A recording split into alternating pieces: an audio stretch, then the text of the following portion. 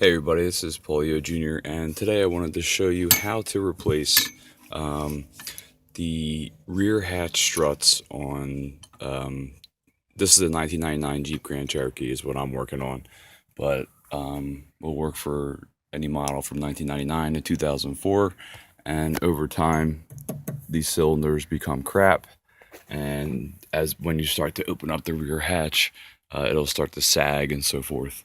And just like the one I did with the video I did with the hood struts, I already put the first one up, and I actually got these off of eBay for $13.50, and that was for the set. So, which is actually really inexpensive. So this is the OEM guy right here. So there's really only there's three tools you're gonna need, and make sure when you order the struts that you get the ones that have the strut props, because you're not going to be able to use the manufacturer's strut props. So make sure you get the struts and the props that come with it, or should come with it as well.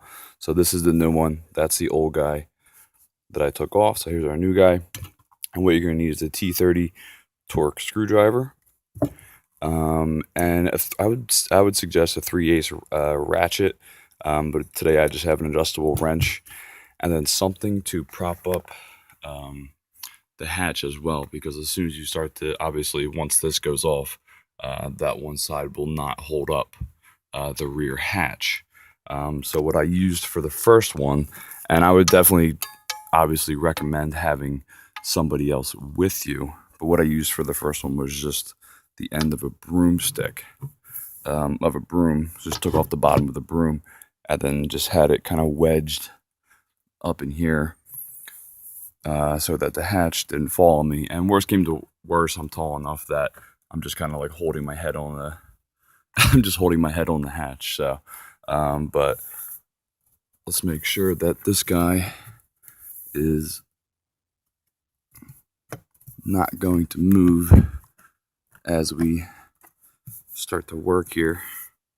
So, and if it does, like I said, I have my heads on it anyway. So so you're gonna see you need your T30 torque screwdriver, and this is you only need this in the beginning, and that's to take off the initial ones. So I'm gonna go out of this, but you just need to do the first one obviously counterclockwise on the bottom, and then you have the second one up here, same thing, counterclockwise.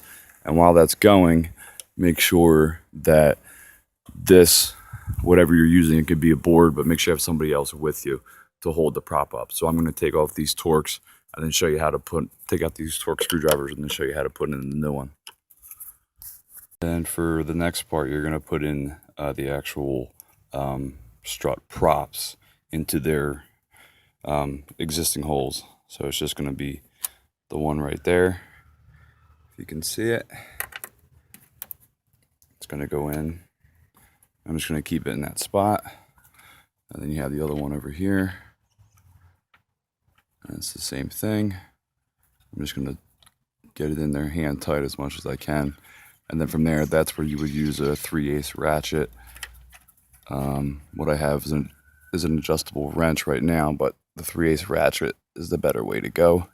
So actually that one went in pretty well hand tight. And then this one I'll have to use the adjustable wrench because I don't have a ratchet set on me. So I'll come back after I put the actual props in. And right now we're just holding it up with this awesome broom handle. So, and then we'll go from there. Okay, so now we are done with the torque wrench. We are done. Like I said, I used an adjustable wrench for this guy and the top guy right here. So those guys are in tight. You can actually use, if it doesn't come with a washer, you can use the existing washer, the OEM washer, but I'm just going without the washer. I'm not really that concerned about it. Once the struts are in, they're fine. Now the struts that I got were a little bit different than as far as the C-clamp goes. So if you see right here, they have this clamp that goes around where this is how it's going to go in, and typically you can just pop it, right into the side right here. So what I had to do for this side, because I guess just working by myself and not being able to have enough leverage to get it in there, was I actually took out this C-clamp first, put them in, and then put the struts in, and then put the their little C-clamp back on while the struts were on the props. So that's what I'm going to do right now. I'm going to take off the C-clamp off of these. Typically you don't have to. You can just pop them right in and you're good to go. But for these guys, I have to pull this out. I'm just going to get them in there situated and then put the C-clamp back in. All right, so we are actually all finished here. Like I said, what I did was I just put on the strut on. I put the strut on the strut prop without the C-clamp first. So it just went right in and then held in pretty well. And then the same thing with the bottom one. And it was just kind of tricky getting in there with that C-clamp. Like I said, typically you can just pop them in and then you're good to go from there. But these haven't been replaced. This is a 1999 and they've never been replaced, the rear hood struts. So these ones actually have a little bit of power to them too, but they just have to be kind of worn in a little bit. So let's see. Right up. New rear hood struts for $13.50. So whatever that is, $6.75 a piece. Works great. Holds this up. Not worried about it. When I'm going in and having to, hunch over to get everything. So that's it. And now these rear struts hood struts are trash, and there'll be no more sagging, and hopefully this will be the only pair I'll ever have to buy for them. And just like anything that that has two, always replace both of them at the same time. So hope this video helped you.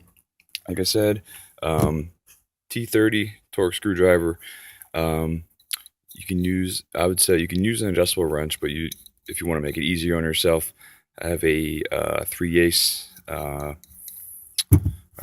wrench, a 3/8 ratchet, and also have somebody holding this for you. So a lot of people either have like a big wooden prop here. Like I said, I just put up a broom, but still installed the same and still works perfectly. So thanks for watching.